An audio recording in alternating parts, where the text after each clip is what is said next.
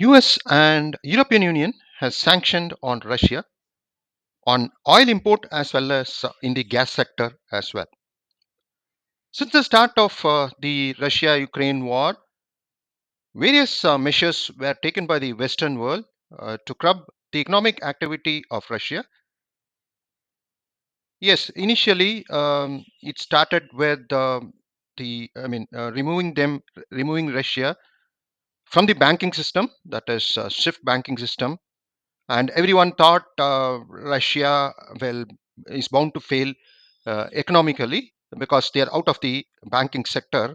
And in fact, ruble also fell for a couple of days once it was done. And Russian companies was banned. I mean, trade was banned with Russia or the world, particularly from the Western world. And they thought it will cripple the Russian economy. But that didn't happen in February 2022 onwards. In fact, ruble also, the Russian currency also bounced back, and it is almost now on par with the what was prior the Russia-Ukraine war. So the latest is now on the sanctions. But before the sanctions, yes, they for oil there was also a cap.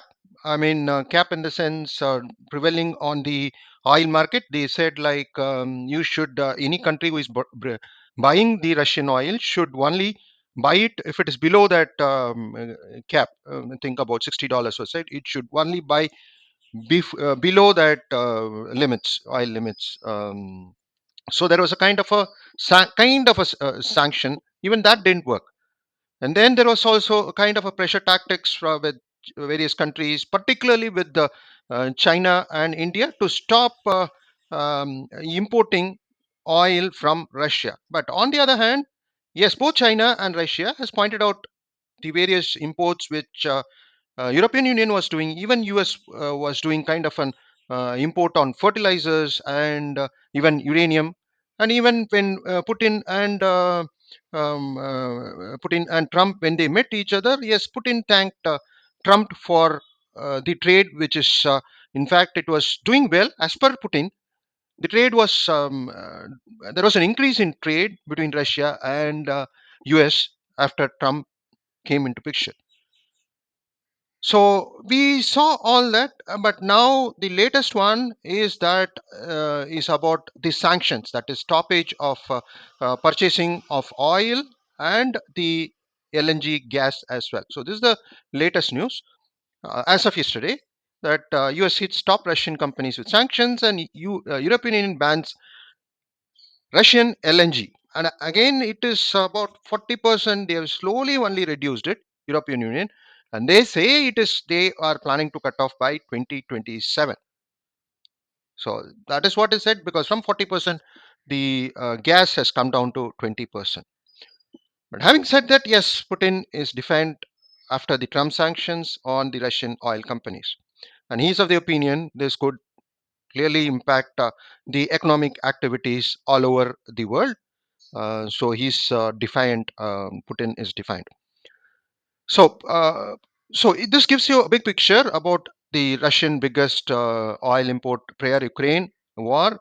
It was all the way till 2021. The European Union was the largest importer, 3.5 million barrels per day, and China, of course, had 1.6 million barrels. And if you look at it, India was at the lowest, zero point 0.1. Only after the war started, because the European Union drastically reduced it and sourced it from Middle East and elsewhere. India came into that, so that there is a because of Indian population, and India has been saying that it has to take decision based on the best interest of the country. It is almost 2 million barrels per day in 23 and 24 as well. So this is one side of it. So it looks like China, India, and Turkey is on the NATO side, and still they import Russian oil, and there is not much talk about on Turkey importing Russian oil. So this is as far as the oil is concerned, and as far as the LNG is concerned, and as I said, they say by 2027 they will stop buying Russian gas.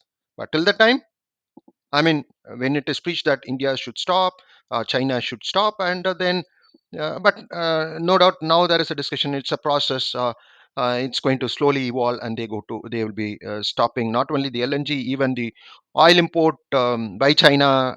Various company has said that we will follow the what is said by government, and we will reduce the oil import from Russia. We need to see that just a news in October. So we need to see that what happens in next 2 3 months as far as the oil and LNG import is concerned. Of course, if you look at it, as far as LNG, from 40% they have reduced it almost half to 20%. That is the European Union. But all this has come at a time, as Putin says, this could impact the world economy unless um, the rest of the players is going to ensure that supply chain is not broken in the energy sector. uh, there could be a kind of an impact on the economy. So just in just a day, I mean, we see that the Indian market has lost about 100 200 points compared to yesterday. Since the news came in, it hit about 85, and then now it has almost dropped about 1000 points. So probably the just in a day we feel there could be an impact in the stock market, Indian stock market as well. And moreover, and the gold prices went to an all-time high.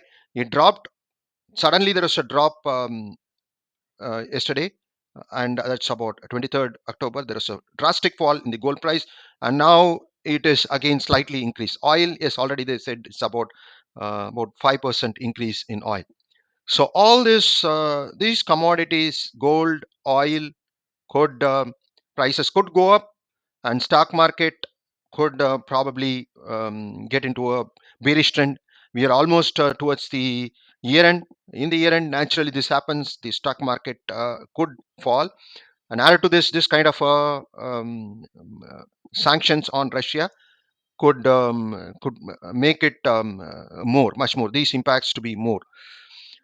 So it could cause likely already there are prediction all over the world. There could be a recession in 2026. We need to see whether this accelerates the recession, or there could be the world order change. Will that happen? Because the earlier prediction, like once Russia is taken out of SWIFT, it could get it'll collapse the Russian economy. That didn't happen, and even with the cap on oil market, that didn't impact Russia. So this is one side of it. Other side of it is that post COVID and post this follow up of the Russian Ukraine war, we saw a large scale layoffs happening, and these once the economic factor is going to impact, then not only we see there are discussions about AI is causing the layoff. This could further trigger the layoff. The restrictions could further trigger the layoff, and not only the layoff, you could see that world getting into a kind of a recession. We don't know whether it's going to be a repeat of uh, 2008 year 2000 financial year 2008. We need to wait and watch. It's almost 20 years. So whether it is going to be a kind of a full blown recession or not, we need to wait for next 2 3 months. Maybe early 2026 is what we'll know better what's happening based on these conditions. Or just like predicted earlier, it could be business as usual.